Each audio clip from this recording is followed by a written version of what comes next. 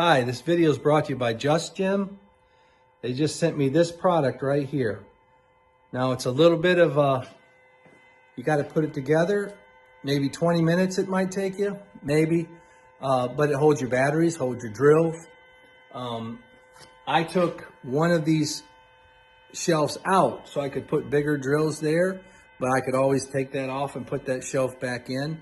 But look how nice and neat that sits. It'll hold 1, 2, 3, 4, 5, 6, 7, 8, 7 or 8 drills right there, and all the batteries you could want. It works out better than my pegboard does, so I put it right there. I wanted to show you how sturdy this is. These load-bearing panels have 3 brace cross round tubes, so it makes it really sturdy. You're not going to break this thing. You don't have to worry about it. You can put a lot of weight on here. Most have 2. This one has 3.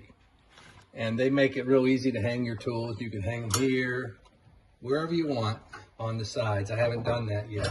And of course, here you can hang them and you can put screwdrivers and things in them, whatever you want to do. I just haven't put them on yet, but I'm going to. So they're going to make it real handy.